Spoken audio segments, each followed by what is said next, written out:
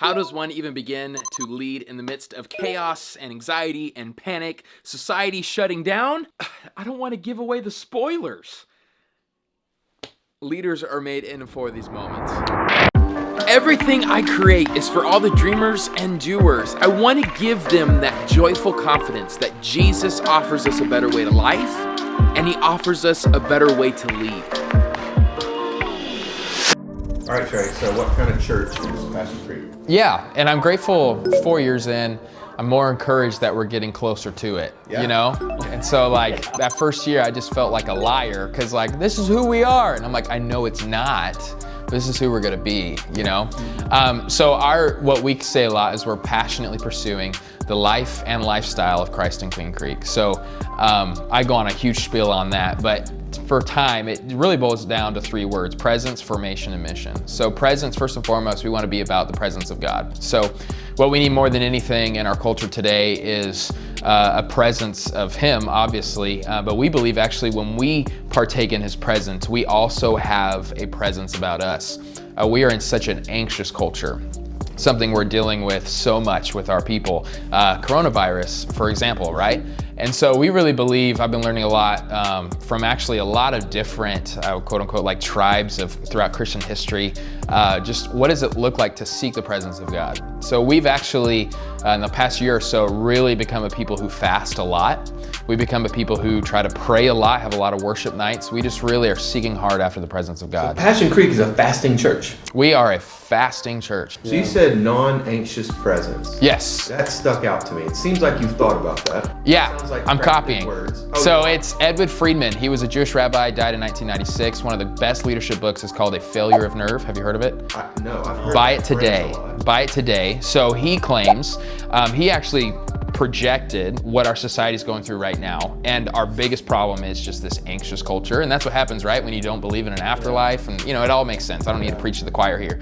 But I'm realizing in my own leadership, another book I'm reading right now is called Family Systems and Congregational Life by Robert Creech. And the biggest way I can minister to my people, anxiety is contagious. Yeah. And so realizing that their anxiety can have an impact on me, my anxiety certainly has an impact on everybody else that I go in the room. So what I'm trying to do and trying to lead my people to do is always be the calmest person in every room. You can't have no anxiety at all. It's impossible. We're human. But how about let's be the less anxious person in the room, you know? And it really shows that confidence that God's in control. Yeah. And that really opens up a lot more conversations. And that's really, really good. What's going on? My dude, you're doing the weekly vlog with me, right? Let's go. I absolutely am. That's exactly right. Dude, I'm so pumped. I haven't been this excited about vlogging in a while. Are you side by side? There we go. I am realizing that I absolutely suck at doing it. Hey, okay, here's an encouragement. Literally, what I'm gonna plan to do is like any kind of like 2 to 5 minute conversation, just capture it. I don't give context. It's just, all right, Monday, here's something I gave, taught, whatever. Tuesday, you know, like it doesn't have to be one main idea. It's just a bunch of different value pieces. Yeah, no, I love it. I absolutely love it. Can't wait to get after today. A thing I've been doing lately, anytime I wake up early, I'm just assuming that it's God who woke me up, and so I just get up. So this morning, God woke me up at 4:15.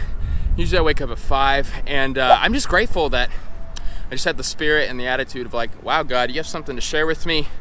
Today's gonna be a special day. I think it's a matter of perspective, right? How many of us wake up early and they just get ticked off? That's me on most days. But today I was just excited. And so kind of the theme, I've been reading several devotional books. I'll link them down below. But the theme that I have this week is my job is not to try to get attention from God. My job is to give attention to God. And so waking up early, God, you have a word for me. And instead of me speeding up my day, usually I have 2 hours of time alone with God. I was like, okay, now it's 2 hours and 45 minutes. Sometimes you think, oh, that just means I have more head. No, I think God wants more of that time, not for you to get it done quicker. So I have a lot to do today. Probably won't turn the camera on. Got to get moving on this sermon prep and some other meetings that are a little more personal. God is good. I'll see you guys tomorrow. Hope you're enjoying this weekly documentary. My arms are exhausted. shout out to LA Fat Fat. That would be it. Fantastic. We'll see you soon. We'll see you soon. It's raining in Queen Creek. It's so good. So just did a quick ad with my mom. So we just did a marriage workshop last month. And a great way to serve our city is like these kind of little relationship workshops. So this month we're doing a parenting workshop. So me and my wife did a quick ad. Probably think that we aren't qualified, and although we have 3 girls ages 5 and under, we really aren't. Yeah, we don't sleep a lot, but here's what we do believe. You can either learn a lot from your mistakes, or you can learn a lot from your mentors. And honestly, I think we haven't had a huge ROI because we just look like 2 young parents. And so brought my mother, because she actually is the one teaching with me on this one. So hoping to stop the ads I'm doing right now, make this new ad that I just did with my mom, put it on Facebook, Instagram, and YouTube. And we're just praying for at least like 50 new people in our community to come to the parenting workshop that's right here at the library. It's a really good idea, especially for pastors out there. Try it out. So it seemed like everything got a whole lot more real last night when the NBA announced that their season was suspended. That's what got my attention, and so been doing a lot more research, and I really do believe that it's wise for our church to meet on Sunday and continue just to... What's up, darling? I need to tell you something. What? I love you so much. I love you so much. Is that it? One more thing I need to tell you. What? If fan cams don't give up, then they don't give up fixing toys. Okay. Even Bo Peep. So we need to keep fixing Bo Peep? Okay. And don't give up. That's right. I love that. We've been telling her this is what we do. And what a great reminder. I think us as leaders, we're made for these moments, right? And so I think as leaders, it's easy to lead when everything is going well. But in these moments of panic, we need to remember our values, remember the truths that we are so, we talk about how on Christ, the solid rock I stand, all other ground is sinking sand. And I really do think that this pandemic is exposing us, is exposing our greatest fears, exposing what we really put our trust in with the stock market, with our health, all these things that I'm tempted to really find security in. God is so good, and I just think our church is really in a momentum right now where things are growing. We're hitting new growth barriers, and my first thought this morning was, oh no, what if this detracts from us? But I thought the church has always grown in these moments of panic because we've been preaching do not fear, but now are these moments where we can live do not fear. And so one quick illustration that's been helpful for me is fear is a lot like quicksand.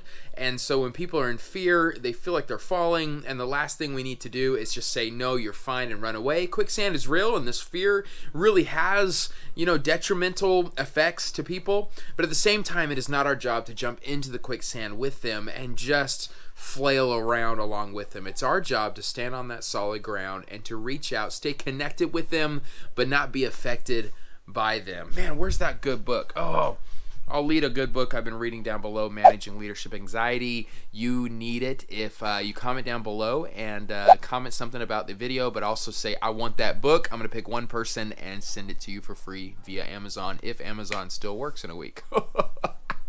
And I just realized I shot that video with, I have little ointment. I got a little owie on my nose. I'm keeping it in. Weekly DocumenTrey. I ain't got time to refilm that. That cute little moment with Faith, that was worth the whole thing. She turns 5 on Saturday.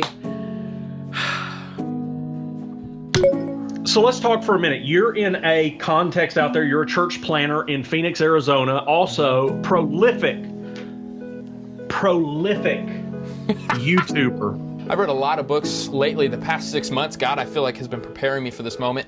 I've read a lot about anxiety and anxious systems, emotional triangling. A lot of this stuff I didn't learn in seminary, to be honest, and it's super helpful for this moment. We have to remember that anxiety is contagious, and we as leaders have an opportunity to be a force of stability. And all the books I've been reading, mainly by Edward Friedman, is we will get pushback, But the more we are stable, even in the face of anxiety and people calling us to do other things, we will eventually turn the ship around, and it's up to us. Leaders are made in these moments, and they're made for these moments. And so I think this is giving a lot of us some great footholds of power in the future. When everything is okay, they're going to remember how we responded in this moment. I see a lot of great opportunities for our church down the road. As you walk into any scenario this through this season, make sure that you just make a decision before you walk in. I'm going to be a leader that leads with peace and confidence. I'm a person who brings comfort. And so when you walk in, you're able to have yourself kind of centered and ready for action. And let me piggyback on that. I think we get a lot more anxious when we worry about what am I going to say, what am I going to do, and we get worried when we think, what are they going to say, what are they going to do? And so the encouragement that I've actually gotten from the Lord the past couple of weeks, and it all makes sense now, walk into the room and say, what is God going to do? God, where's the moment? God, where are you? And just listen, and don't feel like you have to speak first and speak often. Be attentive to what the Lord's leading is, and I think it'll pay off in dividends, and we'll be able to really serve our people. Absolutely. And I would always say that when it comes to pastoral advice, you're better off listening to Trey Van Camp than you are to me. Can you believe our baby girl is 5? No. I feel like it just happened. You're making me all emotional with those photos. It's so cute though to see her as an itty bitty baby. Oh. All right. Ready to wake her up? She's already awake. The first thing she said this morning was, Selah, it's my birthday.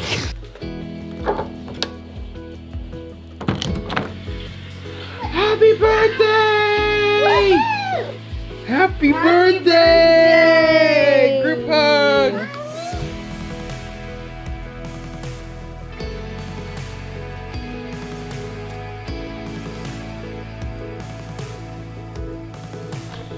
Action! So, we're going to Lolly's house for my birthday today. Yay! And do you like my helmet? It's Elsa. Ooh! Oh, do you want to see my bike? It's in the garage, so you might have to see it later. How old are you? 5.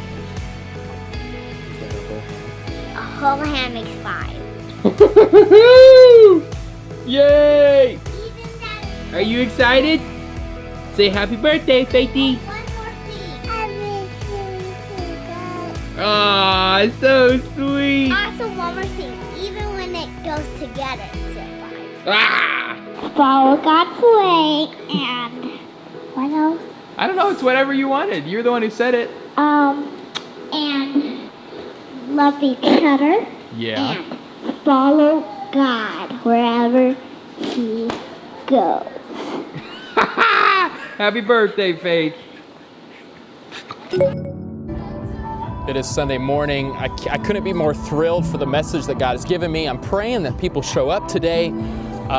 It's gonna be a good day. Here's a clip, and then thank you for tuning in to Weekly DocumenTrey number 1. When our community faces affliction, do we lead by consensus or do we lead by conviction?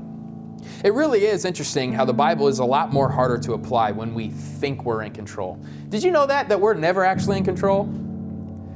But this whole plague thing actually removes the illusion that we were ever in control. God was just as in charge of your life and death today as He was 2 weeks ago. In many ways, get this, it's the government's job to protect your life, but it's the church's job to prepare you for death. I don't want to send this promise to you in the midst of this virus. Don't worry, it's not going to kill you. You're going to die of something. I don't know if you knew that. You will die. So some of us were trying to be so Christian and say, don't worry, you're not going to die. And I'm like, well, maybe not from this, but you will die. And so we have to get honest with that. And so that actually is what helps a lot of people start stage 1. Oh, I don't have an answer for this. God, I need to believe in you. But there's also those of us who have been believing in God and we're not ready for death. I am trying, me and Caleb are trying, our whole team is trying as much. What can we do, personally, but also as a congregation, to be ready for death? I have so much more to go through. Okay, then we will no longer be little children tossed by the waves and blown around by every wind of teaching. This is referencing panic. This is what's going on. False teachers disguise as the doctor, but dispense the disease. That's what that verse is saying. Friends, in this time, we need to be very careful who we listen to. I would even say, not just false teachers, secularism in general, the mantra of the answer to life that our society believes in, claims to be the doctor, but all it's doing is actually killing us. We must be careful who we listen to. A sign of immaturity is that you are here to get attention from God. Some pastors preach that way. We're here to get His attention. He's already paying attention. He is already loving. A better sign of maturity is you are here to give attention to God. You see the difference there? Are you always here to get attention from Him, which might manifest as you trying to work harder and do more for the Lord? And God, are you pleased with me yet? Or are we gathering together to say, okay, God, you are clearly in control. There's clearly something you're trying to show us. Let us pay attention to what you are doing, and wherever you're moving, we want to follow in step.